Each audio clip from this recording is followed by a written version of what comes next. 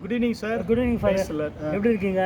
Fine. இந்த மாதம் இந்த மாதமும் நம்ம மத ஒற்றுமை பற்றியும் மதங்களின் வழியாக மனிதருடைய நல்லிணக்கத்தையும் மனித மாண்பையும் நம்ம மக்களிடையே பரப்ப வேண்டும் அப்படின்னு சொல்லிட்டு அந்த முயற்சியில் நம்ம தொடர்ந்து உரையாடி கொண்டு வருகிறோம். பைபிள் வாசகத்தில் ஓசியாவில் சொல்கிறார், என் ஜனங்கள் அறிவின்மையால் அழிகிறார்கள் அப்படின்னு சொல்லிட்டு. அது ஜனங்களுக்கு விழிப்புணர்வு வேணும், அறிவு வேணும், எல்லாத்தையும் கொடுத்து. உதாரணத்துக்கு நம்முடைய கான்ஸ்டியூஷன், இது இந்தியன் கான்ஸ்டியூஷனை பற்றியும் நம்மளுடைய மக்களுடைய உரிமையை பற்றியும் அவர்களுக்கு அறிவு வேண்டும், அதை அறிந்து கொள்ள வேண்டும். ஒரு முக்கியமானது ஒரு பதிவு பார்த்துருப்பாரு. அதாவது பாராளுமன்றத்தில் ராஜீவ் காந்தி அவர்கள் காந்தி மறிக்கவில்லை, அவர் உயிரோடு இருக்கிறார் அப்படின்னு சொல்லிட்டு ஃபஸ்ட்டு சிவனுடைய ஃபோட்டோ காமிக்கிறார், அன்பே சிவன். அதே மாதிரி குருநானக்கனுடைய ஃபோட்டோ காமிக்கிறார், இயேசுவனுடைய ஃபோட்டோ காமிக்கிறாரு. அப்படி எந்த மதமும் வெறுப்பையும் வன்மையும் பறைசாற்றுறதுல போதிக்கல ஜனங்களுக்கு. அவங்க தான் அன்பை தான் போதிக்குது, அதாவது நல்ல இணக்கத்தை தான் போதிக்குது, மனித மாண்பை தான் போதிக்குது அப்படின்னு சொல்லிட்டு ஒரு நல்ல பதிவு நான் பார்த்தேன். அது வெரி இம்ப்ரெசிவ். ஏன்னா ஜனங்கள் தன்னுடைய மதம் பெருசு அப்படின்னு சொல்லிட்டு அந்த கருத்தில் வெறுப்பு வன்முறைக்கெல்லாம் போகிறாங்க. அதை தூண்டிவிடவும் ஆள் இருக்கிறாங்க. ஸோ ஜனங்கள் இதை பற்றி அறிந்திருந்தாங்கன்னா ரொம்ப நல்லாயிருக்கும். இது இன்னும் இப்போ இதுவாக நீங்கள் சொன்னீங்கன்னா நல்லாயிருக்கும். ஜனங்களுக்கு எங்களுக்கெல்லாம் புரிகிற மாதிரி விளக்கமாக சொன்னீங்கன்னா நீங்கள் ஒரு நல்ல ஒரு விஷயம் இது. ஏன்னு சொன்னால் நாலேஜ், அதாவது அறிவுன்றது வெறும் நமக்கு சயின்ஸு, ஹிஸ்டரி, அப்புறம் ஜியாகிரஃபி, மேத்தமெட்டிக்ஸு அப்படி தான் நம்ம நினைக்கிறோம் இல்லையா? அது இல்லாமல் நாலேஜ், அறிவு எல்லாவற்றையும் நமக்கு தெரிஞ்சுக்கிறது நல்லது. பேசிக்காக உதாரணத்துக்கு சட்டத்திட்டங்கள், அப்படி இந்திய அரசியல் அமைப்பு சட்டம், மற்ற சட்டங்கள் எல்லாம் கூட தெரிஞ்சுக்கிறது நல்லது. முக்கியமாக பேரண்ட்ஸ், பெரியவங்க அதை தெரிஞ்சுக்கிட்டால் தான் பிள்ளைங்களுக்கு நம்ம சொல்லிக் கொடுக்கணும். அதனால் சின்ன லெவலில் ஆங்காங்கே சட்டத்திட்டங்களினுடைய நுணுக்கங்களை பிறருக்கு எடுத்துரைக்கணும். இதெல்லாம் நல்லது. அது மட்டும் இல்லாமல் இந்தியா நம்ம ஏற்கனவே சொல்லியிருக்கோம், இந்தியா ஒரு உலகத்துக்கு ஒரு எடுத்துக்காட்டாக இருக்குது. ஏன்னா இங்கே பல பிரிவுகள், பல மொழிகள், பல சமயங்கள், பல கலாச்சாரங்கள் இதெல்லாம் இருந்து ஒரு நாடு நல்லா போகுது அப்படின்னு சொன்னால் இது நம்ம நாட்டுக்கு ஒரு பெரிய எடுத்துக்காட்டு. நம்ம நாட்டுக்கு இது ஒரு பெரிய எடுத்துக்காட்டு. அது மட்டும் இல்லாமல் அந்த செக்குலர் வேல்யூஸ், செக்குலர்னால் என்ன அர்த்தம்னாக்கா எல்லாரும் நல்லா இருக்கணும், அதுதான் அதனோட கொள்கை. உதாரணத்துக்கு செக்குலரும் ஏன் மதத்தையும் பேசுகிறாங்க அப்படின்னு சொன்னாக்கா, எந்த மதமும் நல்லது தான், எல்லாரையும் நம்ம ஏற்றுக்கணும் அப்படிலாம் ஒரு குறிப்பிட்ட மதத்தை தான் நாம் நம்முடைய நாட்டுக்கு மெயின் அப்படின்னு சொல்கிறது கிடையாது. எந்த நாடும், நம்ம இந்தியா மட்டும் இல்லை, எந்த நாடுமே இந்த சமயம்தான் அப்படின்னு சொல்கிறது செக்குலர் கிடையாது. செக்குலர்னா எல்லாரையும் நான் ஏற்றுக்கிறேன், மனுஷன்தான், ஆனால் பல சமயங்கள் இருக்குதுன்னா அப்போ பல சமயங்களும் நான் ஏற்றுக்கிறேன். ஐ ரெஸ்பெக்ட் ஆல் ரிலீஜன்ஸ், எல்லா சமயங்களும் நான் ஏற்றுக்கிறேன்றது அதனுடைய நோக்கம். இதுதான் நமக்கு தேவை. இது நமக்கு தெரிஞ்சும் தெரியாத மாதிரி கொண்டு போகிறது தான் அறிவீனம்ன்றது. இது நமக்கு தெரிஞ்சிருக்கு, நமக்கு ஏற்கனவே தெரியும். 200 வருஷமா, 300 வருஷமா, 500 வருஷமா, 1000 வருஷமா இது பல சமயங்கள் கொண்ட நாடு, இது பல மக்கள் கொண்ட இடம் அப்படின்றது நமக்கு தெரியும். தெரிஞ்சும் கூட திருப்பி மக்களை கஷ்டப்படுத்தக்கூடாது.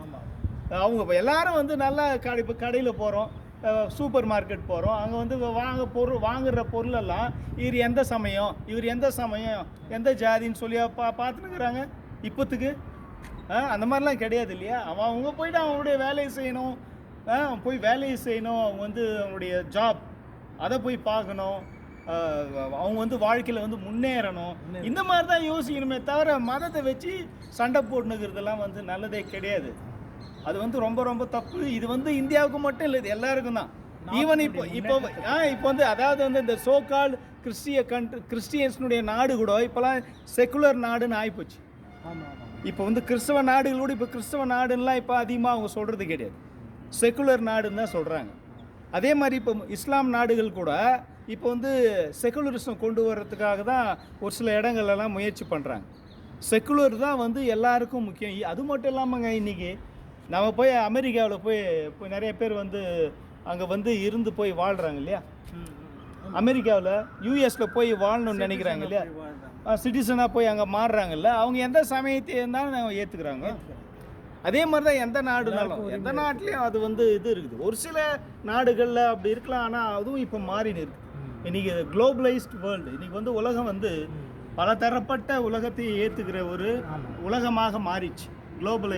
குளோபலைசேஷனை பற்றி உங்களுக்கு தெரியும். குளோபலைசேஷனுக்கு ஒரே நெகட்டிவ் இருந்தாலும் அதனுடைய பாசிட்டிவும் நம்ம ஏற்றுக்கணும். இப்போ எல்லா இடத்துலையும் எல்லாரையும் ஏற்றுக்க ஒரு நல்ல முயற்சிகள் வந்துன்னு இருக்குது. அதுதான் அதுக்கு ஒரு இந்தியாவும் விதி விலக்கு அல்ல.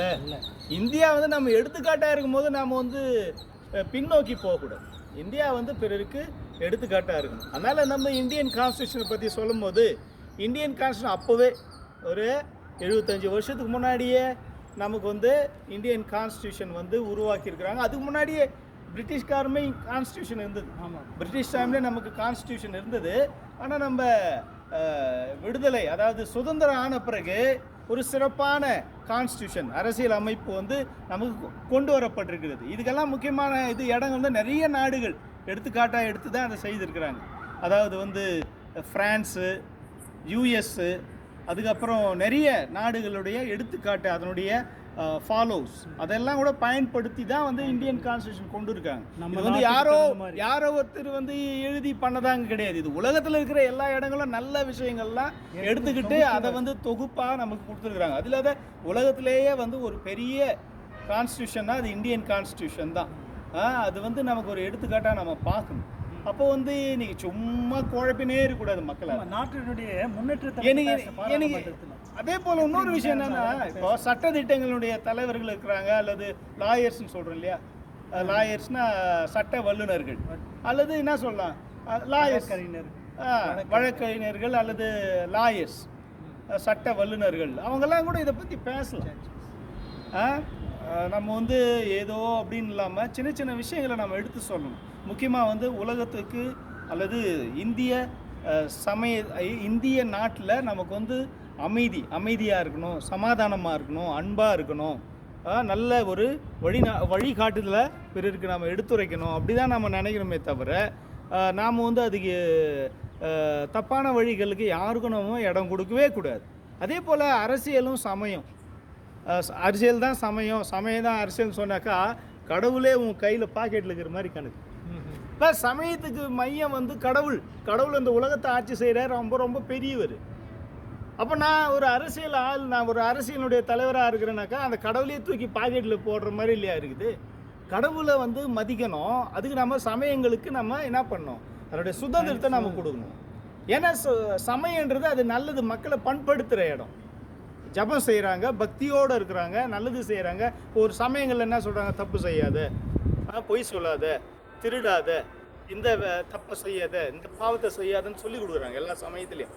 அப்போ நல்லதை சொல்கிற விஷயங்கள் தான் சமயங்கள். எந்த சமயம் வந்து கெட்டதை சொல்லிக் கொடுக்குது, எந்த சமயம் கெட்டதை சொல்லிக் கொடுக்குதோ அது உண்மையான சமயம் கிடையாது இல்லையா. அப்படி இருக்கும்போது நாம் வந்து உண்மையான சமயங்களை நாம் போற்றணும். நல்ல விஷயங்களை பல சமயங்கள் இருக்கிறதெல்லாம் கூட தெரிஞ்சுக்கிறது நல்லது. எனக்கு வந்து இப்போ கிறிஸ்தவர்னு வைங்களேன், கிறிஸ்தவர் வந்து இந்து நல்ல சமயங்களில் இருக்கிற அந்த நல்ல கருத்துக்கள், இஸ்லாமில் இருக்கிற நல்ல கருத்துக்கள், சீக்கியத்தில் எவ்வளோ அழகான விஷயங்கள், ஜெயினிசம், புத்திசம், இதெல்லாம் வந்து நல்லது சொல்லி கொடுக்கப்பட்டிருக்கிறது. இதெல்லாம் நம்ம தெரிஞ்சுக்கணும். எனவே அன்புக்குரியவர்களே, இன்றைக்கி வந்து செக்குலர் வேர்ல்டுன்னு சொல்கிறோம். எல்லா சமயங்களையும் ஏற்றுக்கிற, அன்பு செய்கின்ற அல்லது மதிக்கின்ற ஒரு நிலை தான் வந்து செக்குலரிசம். அந்த செக்குலரிசம் என்பது இது மத சார்பற்றன்னு சொல்கிறத விட எல்லா சமயங்களும் மதிக்கணுன்றது அதோட உண்மையான நோக்கம். செக்குலரிசம் என்ன சொல்லுவாங்கன்னாக்கா மத சார்பற்றன்னு சொல்லுவாங்க. அதை விட எல்லா சமயங்களும் மதிக்கணும் அப்படின்றது அதனுடைய இது செக்குலரிசம். அதுதான் அதனுடைய இது. அதனால் அன்புக்குரியவர்களே, நமக்கு வந்து இந்த நம்முடைய சமூகத்தில், முக்கியமாக இந்தியாவில் இன்னும் நம்ம மேம்பட்டு நம்ம போயிட்டே இருக்கிறோம். இன்றைக்கி வந்து பொருளாதார வளர்ச்சி இருக்குதுன்னு சொல்கிறோம். அப்போ சமயத்தில் நமக்கு வந்து வளர்ச்சி இருக்கக்கூடாதா? சமூகத்தில் நமக்கு வளர்ச்சி இருக்கக்கூடாதா? அறிவியலில் வளர்ச்சி இருக்கக்கூடாதா? எல்லாத்துலேயும் நம்ம வளரணும். நல்லா இது பண்ணணும். இப்போ வந்து இன்டர் ரிலிஜியஸ்லாம் வர ஆரம்பிச்சு. பல சமயங்களில் எப்படி நம்ம சேர்ந்து ஜெபிக்கிறதுலாம் கூட வந்துருக்கு. இப்போ ஸ்கூல்ஸில் காலேஜஸ்லாம் எல்லா சமயங்கள்லையும் சேர்ந்து நம்ம ஜெபிக்கலான்றலாம் வந்துருக்குது. நமக்குள்ள மக்களுக்குள்ள நல்ல இணக்கம் இருந்தால் தான் ஆமாம், முன்னேற்றத்தை பற்றி பேச முடியும். இப்போ இல்லை சார், நான் ஒரு 35 வருஷத்துக்கு முன்னாடியே நாங்கள் ஸ்கூலில் வந்து ஒரு என்ன சொல்கிறது, பைபிளில் இருந்தோம், அப்புறம் வந்து குரானில் இருந்தோம், அதே போல் திருக்குறள் அல்லது திருவருட்பா, இது மாதிரி வந்து இந்து சமய நல்ல நூற்களில் இருந்தோம் அல்லது புத்திச இதுகள் இருந்தோம், நல்ல கருத்துக்களை எடுத்து அதை வாசிப்பாங்க. இதுதான் வந்து இருந்து கொண்டே இருக்கிறது. இது புதுசாக நம்ம வந்து குழப்பக்கூடாது, மக்களை குழப்பக்கூடாது.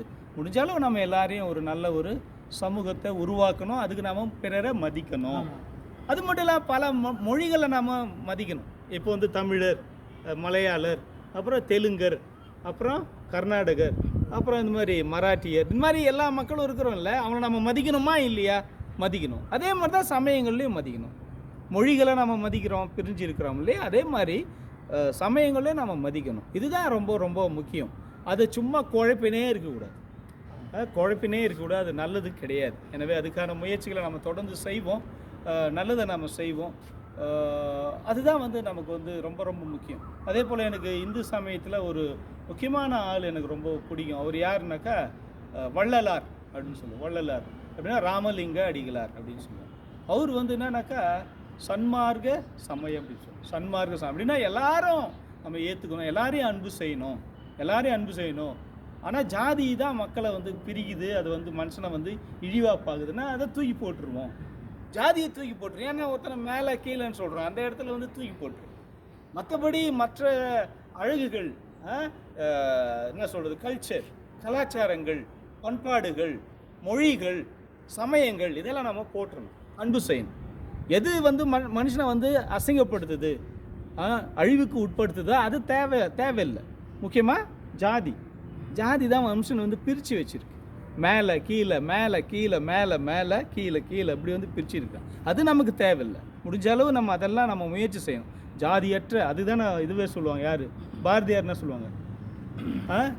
ஜாதிகள் இல்லையடி பாப்பா அப்படின்னு அவரே சொல்லுவார். இப்போ அந்த மாதிரி இருக்கும்போது ஜாதிகள் இல்லை, மற்றபடி சமயங்கள் இருக்கிற நல்ல விஷயங்கள், கடவுளுடைய அருள் அதில் இருக்குது. ஸோ அதை நம்ம மேம்படுத்தி நம்ம வந்து நல்ல ஒரு சமூகத்தை உருவாக்குறது நல்லது. இது வந்து நமக்கு வந்து செமினார்லாம் பண்ணும்போது 2 மணி நேரம் 3 மணி நேரம் ஒரு நாள் முழுசும் நம்மளாம் செய்கிறோம். இப்போ ஒரு 10 நிமிஷத்தில் நம்ம எல்லாத்தையும் சொல்ல முடியாது. பட் இருந்தாலும் இதை நம்ம தெரிஞ்சுக்கிறது சின்ன விழிப்புணர்வு அதெல்லாம் ரொம்ப ரொம்ப நல்லது. அதனால் நீங்கள் சொன்ன மாதிரி அவர் ஒரு ராகுல் காந்தி அவர் வந்து அதை சொன்னார்னா அது ஒரு விதத்தில் நல்லது தான். ஒரு பார்லிமெண்ட்டில் போயிட்டு எல்லா சமயத்தை பற்றி அவர் சொல்லியிருக்கிறாரு, அன்பை பற்றி சொல்லியிருக்காருன்னா அது நல்லது தான். அது எல்லாருமே செய்யணும். அன்பு அஹிம்சை. ஆமாம் அது வந்து எல்லாருமே செய்யணும். நல்ல தலைவர்கள் எல்லாரையும் போற்றணும், எல்லாரையும் தேடி வரணும். ஒரு நல்ல தலைவர் என்ன பண்ணணும், எல்லா சமய தலைவர்களையும் நான் வந்து பார்க்கணும். அதுதான் ரொம்ப ரொம்ப நல்லது. So God bless you. கடவுள் நம்மளை எல்லோரையும் ஆசீர்வதிக்கிட்டு அந்த உலகம் வந்து நல்ல ஒரு அழகான ஒரு உலகமாக மாறட்டும். நன்றி.